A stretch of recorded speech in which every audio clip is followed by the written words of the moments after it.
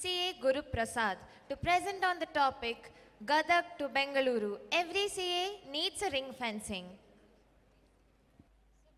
I request CA Mallikarjuna Veeranna Mahantagol, Chairman Kalburgi branch of SIRC of ICAI, to kindly escort our speaker CA Guruprasad M onto the dais and welcome him with a bouquet.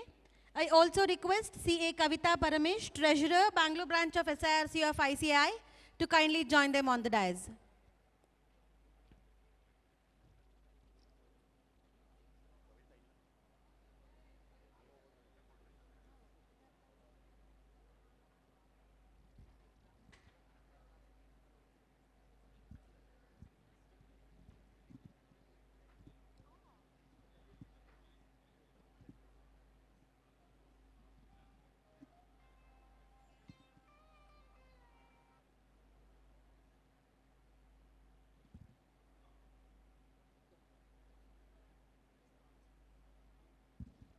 Ladies and gentlemen, a huge round of applause for CA Guruprasad to talk on Gadag to Bengaluru. Every CA needs a ring fencing.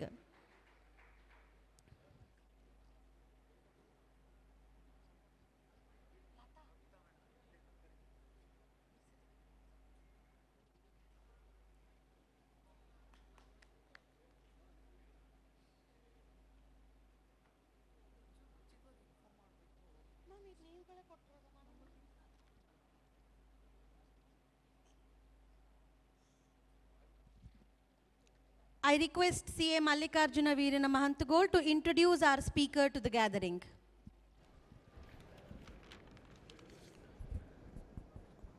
Good morning, distinguished members. I am privileged to introduce the speaker for the fourth technical session of the conference, CA Guruprasad. Guruprasad is a fellow member of the ICI and a Bachelor of Commerce from Bangalore University. He has completed his advanced management program from IIM Bangalore. He is also a trustee of IIM Bangalore Alumni Trust. CA Guruprasad is a qualified insolvency professional registered under the Insolvency and Bankruptcy Board of India. He is the founder of Guru and Jana Chartered Accountants firm. He is an independent director in more than 10 companies. He represents Indian subcontinent in the HLBI Global Tech Group. With this brief introduction, I present before you CA Guruprasad sir. Over to you, sir. Thank you, sir. Good to see you. Hello, hello. Sir, Anaita. Guys, whoever is present, is it audible? At least I can see some friends here, and obviously some of my colleagues from Guru and Jana are present here. Maybe by the time I start the session, the other teams which have gone for coffee, tea would be back.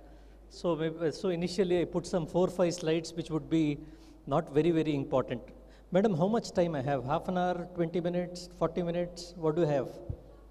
Half an hour. She told half an hour to 40 minutes. I'll try to do it in half an hour because the purpose of me for coming to the stage was actually to listen MPV sir. So I would like to give more time to MPV sir. I'll try to finish it in half an hour. It's rather intriguing. This entire presentation almost looks like a newspaper. I was reading a newspaper before coming here, and it had a old one, not now. The headlines goes like this: car crashes into divider. Chartered accountant also in the car.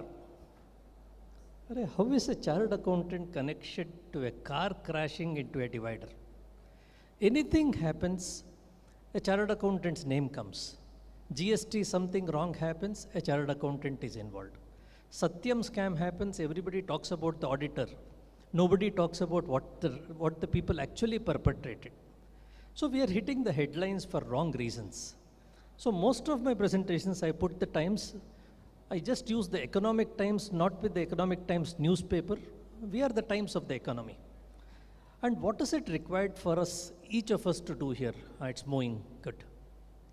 See, everything is changing today. The economy is booming. At that time, PMLA has come into place. New business model, we don't even know what is revenue. There are so many companies who never make profits all their lifetime, but they have a market capitalization of 20,000 crores. Definition of an asset itself is changing. If you take a company like Dunzo or Swiggy, what is the asset? Definition of the asset is changing. Regulators are using artificial intelligence, scrutiny, cyber cells, and today the words of accounting standards and auditing standards are becoming lesser, while you get the words of DC, NFRA, NOCLAR, PMLA more. New models are coming in. Two-tier cities are becoming very good. Udupi, Ballari, Gulbarga is the role of the world. At the same time, fantastic opportunities are coming. Just now I was sitting down with my friend Harish and Ramesh, and they were showing me a cutting that Deloitte had stepped out of one audit. So things are becoming very tough, and the entire profession is changing super fast. There is a sense of fear everywhere. There's a substantial sense of fear.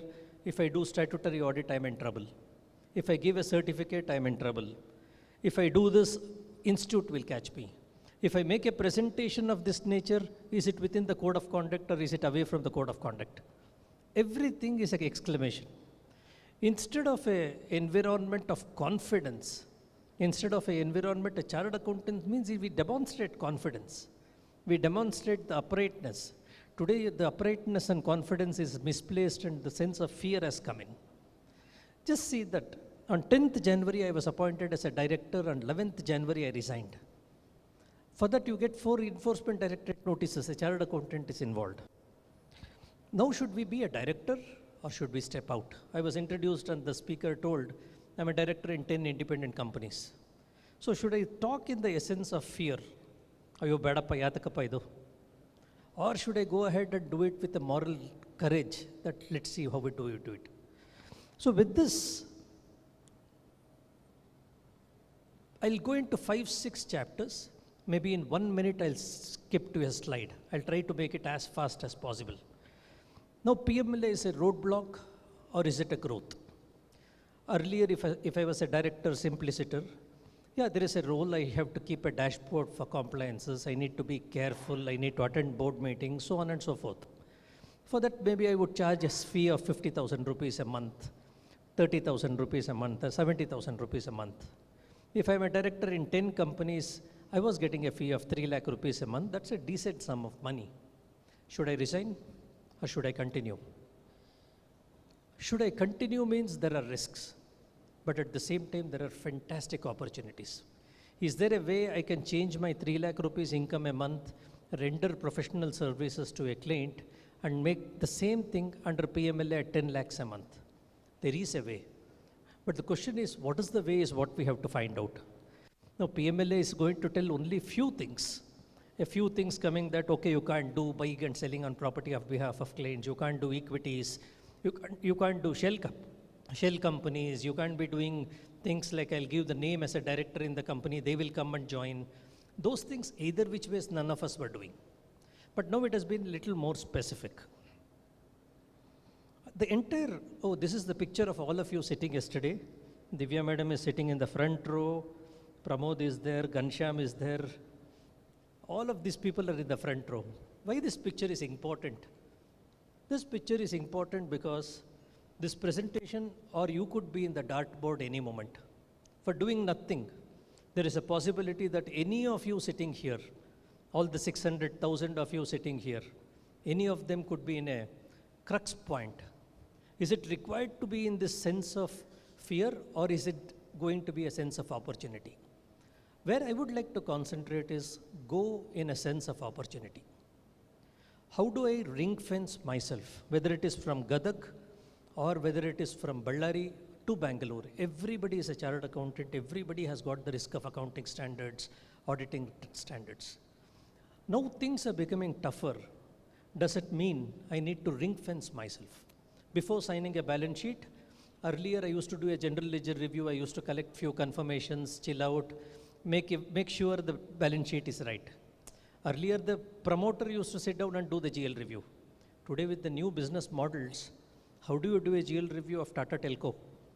How would you do a GL review of Big Basket where the sales register per day is 100,000 line items. If the sales register is 100,000 line items per day, you're talking of 50 crore line items. How would you do a GL review? Things are changing definitely. So I'd look at what is the theme of the talk, what is the risk involved for us, how would I use technology to overcome this risk, and what is the opportunity because of this. This is a very crucial juncture for all of us to at least grow manifold. This is a green field out there. There is a plethora of opportunities available. So right now, am I going to get buckled out of the pressure, or am I going to fly? Substantially depends on the practices we do. So we'll bring in a few of technology, what type of technologies I can use when I go ahead. Let us look at some auditing risks. There is a guidance note on sampling. How do you do a sampling and so on and so forth. Now when you are going to a global company, even a small 50 crore rupees company or a 40 crore rupees company, there are innumerable transactions. Sales can come through PhonePe, sales can come through Paytm, Google Pay, cash, crypto, deliverables. Sales can come through derivatives, ESOP, stock options. So no longer it is just a check or an EFT. Everything is changing. So still whether our sampling technology works at all. Are we still in those ages where I'll tell, okay, out of 365 days, I'll do sampling for 20 days. Yeah, are we still using that? Just look at this small, I've given few examples of software. Please don't go by the names, there are millions of them. Some of them I use, some of them I don't use. These are only illustrative examples. There's a tool called Data Sniper. When you look at an environment like a Zoho or a SAP, every voucher is attached to the bill. Even in Tally ERP, there is a link where the voucher is attached to the final journal entry. So is it possible for me to do a vouching 100% without seeing a single voucher? Is the order of the day. Can I use something like Data Sniper which will go to all, suppose I'm doing a property construction company. One guy is building 800 apartments. That means there is 800 agreement to sell, there is 800 undivided share of computations, there are 800 maintenance agreements. How would I verify all the 800? I can't be sitting and doing 800 verification. If I do just 20 verifications, does it suffice? Absolutely no. I would need to do the 800 verification, but the challenge with audit margins is, can I reduce the 800 verification in 20 minutes? Instead of spending 20 days of 4 chartered accountants there, and I don't get a right answer.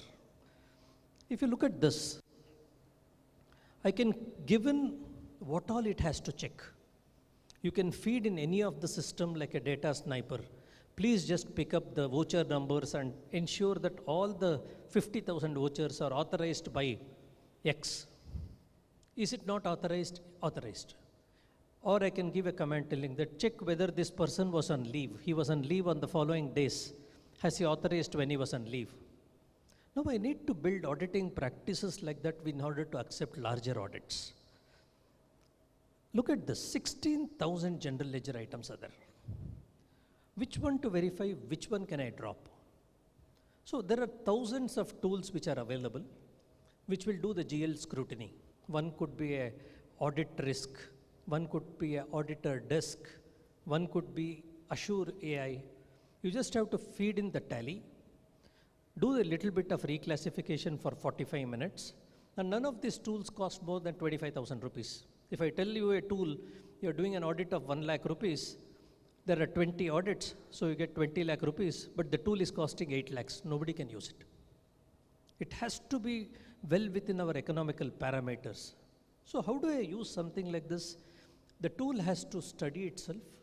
It has to throw out the red ones, high risk category. It has to throw out what are the middle risk category, what is the low risk category. Now what is more important? The working paper standard is there, the essay of working papers is available. Now whether this matches to the essay of working paper is one thing, any of us can see it in a fingertip. These are some tools where we have to go ahead and see. I can define in any tool, there are 100 audit tools, what has to be verified. 16,000 general ledger items possibly could take nothing more than 4 to 5 hours to understand where are we going. Now these are the methodologies we have to use to ring fence ourselves. Variance analysis cannot be in Excel anymore. The system has to throw out variance analysis. How long will I keep on doing 4 years variance analysis, first year, second year, take the background? Now it has to throw out. It has to do reclassification. We will not be able to do variance analysis sitting the older ways where last year depreciation was this. Now I need to have time to take decisions. We are not able to take decisions here. Actually, I don't know how many speakers have told you this. From standing from here to look at this audience is 10 times more than standing there and looking at this side. So actually a very beautiful sight from here. Madam, how many minutes over? You are not keeping a tab. 15 over, I have another 15 left. I'll just skip 1 second here. See, confirmation of balances. Those are the ages where we used to write a confirmation, send an email, pull it out. Those days are gone. Can I have the tally ledger directly linked to a confirmations.com or the 100 tools again? And the confirmation is sent to every client. It gives me a dashboard whether I got a report or no. Now the client doesn't respond. I'll have to look at substantive testing. Look at this strange scenario. Schedules, nowadays when MPV sir will be talking, he'll be talking about Ind AS. Sir, honestly, I'm a chartered accountant after 25, 30 years of practice. When I read a Ind AS balance sheet, sometimes I don't know whether it's an asset or a liability. The balance sheet itself has got so much buggered up. Where is this notes to accounts? There is notes to accounts running to 40 pages. And after all that, the ROC is sending a notice. In note number 17, you have not mentioned this particular line. How is it humanly possible to verify everything there? It's absolutely impossible for us. And I get a notice stating that, look at this. A notice has come. I've removed the name of these companies.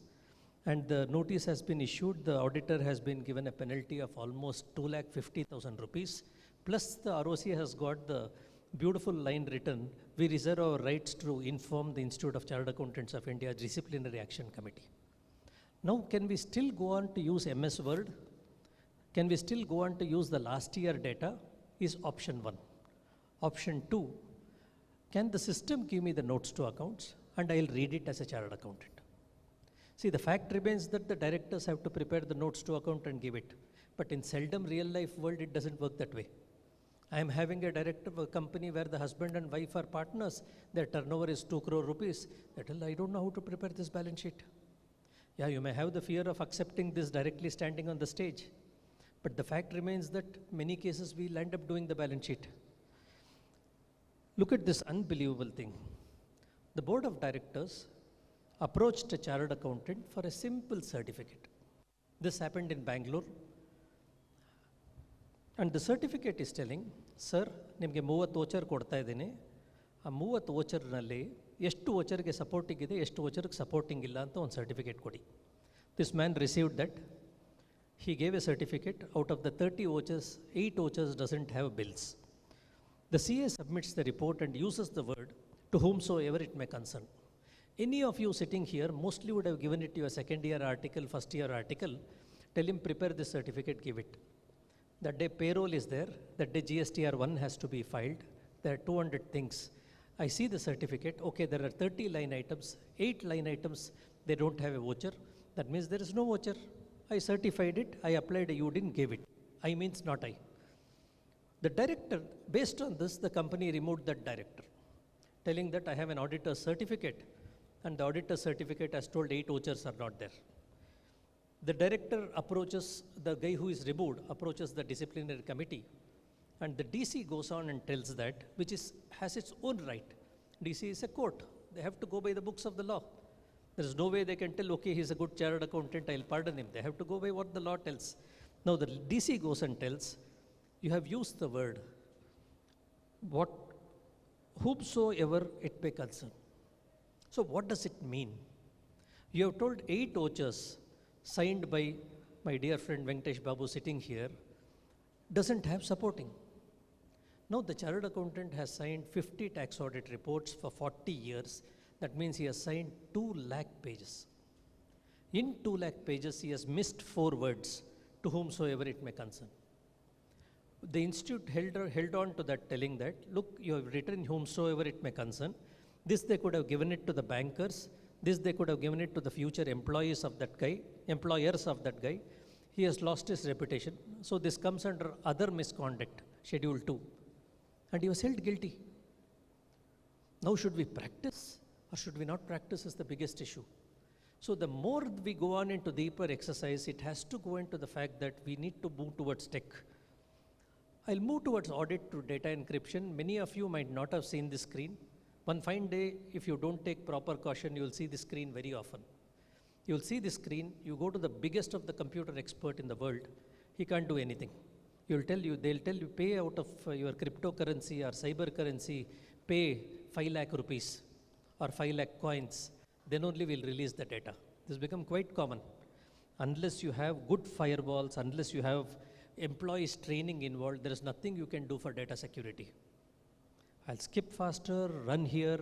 These couple of slides I'll skip because I don't want to take more time in consuming this. But just look at this single slide.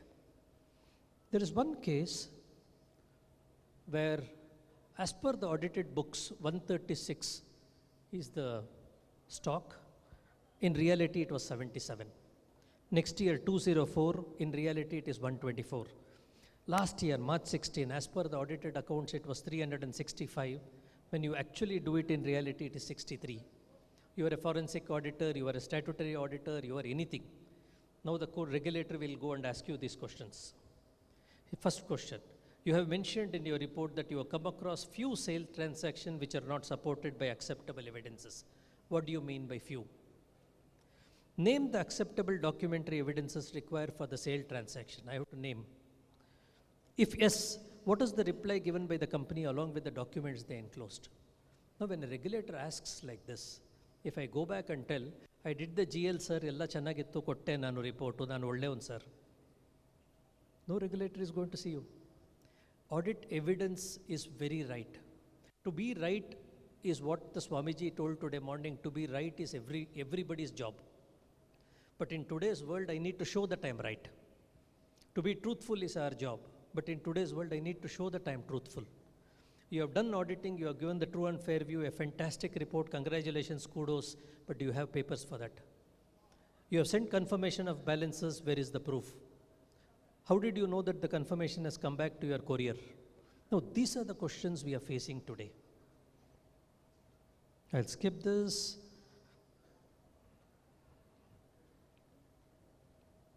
DSCs. How many of us have digital certificates of so many of our clients? I call the client and the client is telling, have you filed the annual return? Yes, sir, I have filed. You used his digital signature and filed. Look at this digital signature which is out here. The name of the person and the password is also written in that. Now, what is the security of this? And how do we know tomorrow the client will come back to us and tell, hey, who asked you to put my DSC? And why should we keep their DSC? So can we just look at a situation where there are 100 DSC management tools today? Give any desk. Mobile phones can tell, okay, he goes and clicks it. I'm only the facilitator. Have an escrow agreement. Escrow agreement can go in the WhatsApp. You send it in WhatsApp. Give him a small tick. Accept? No. The moment he accepts yes and clicks in the WhatsApp yes, he has given you the escrow agreement. There it costs 15 rupees per message. You're safe.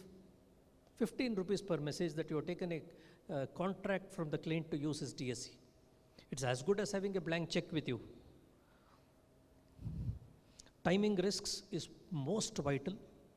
Look at this. I hope you can see this on the screen. Yeah. The final issue memo is on 22nd May at 2:43 p.m. Annual report is stored on 22nd May and 2:47 p.m.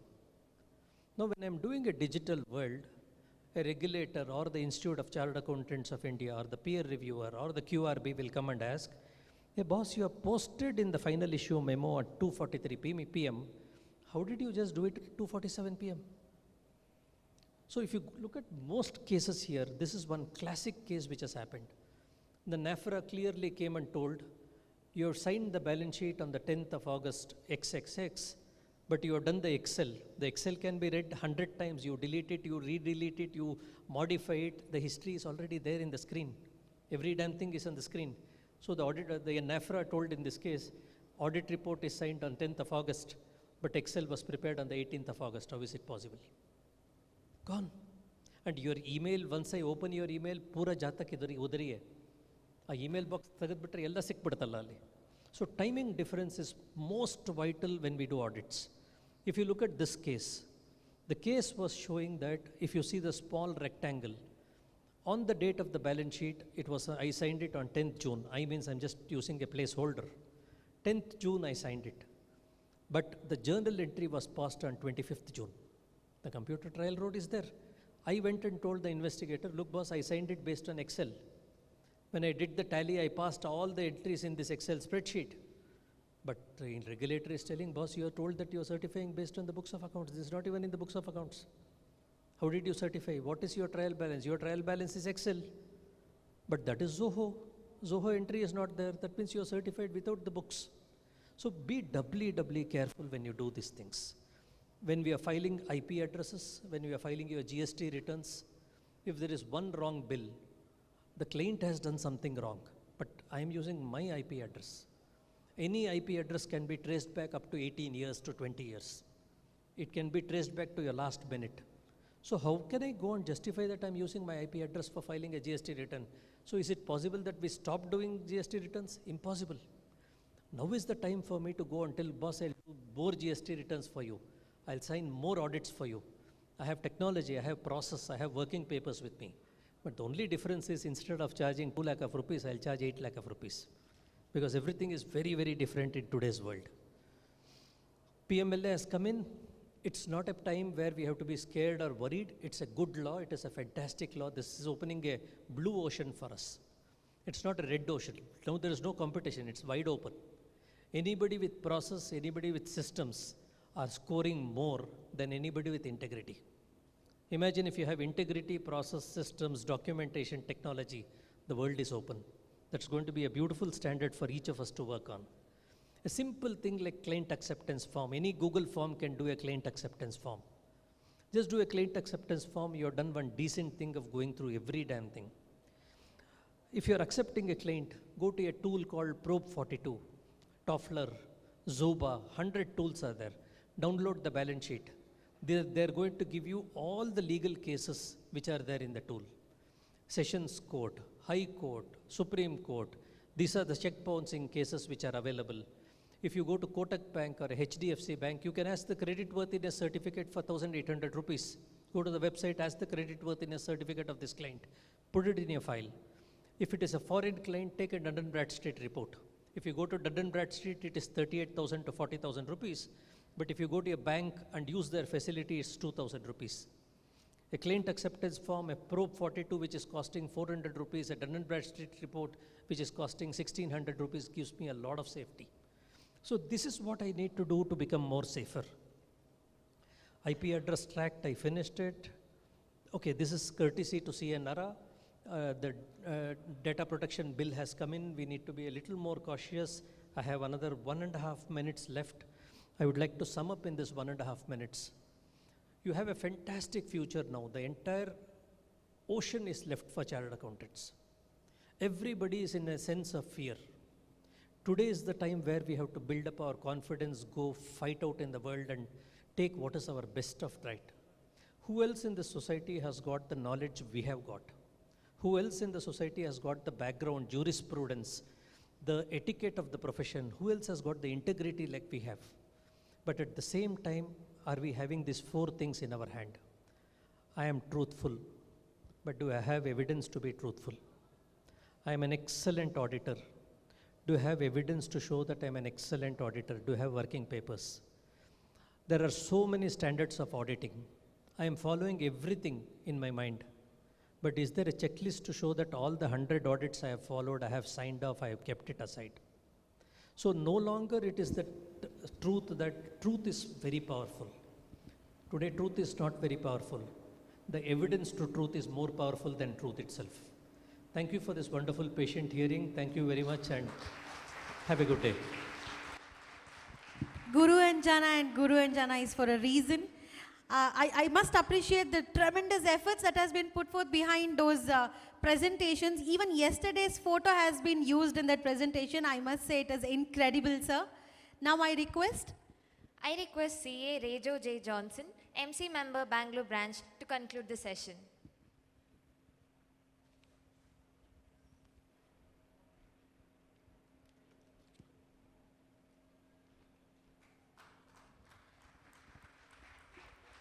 a memento to represent our token of appreciation and gratitude. Thank you so much, sir.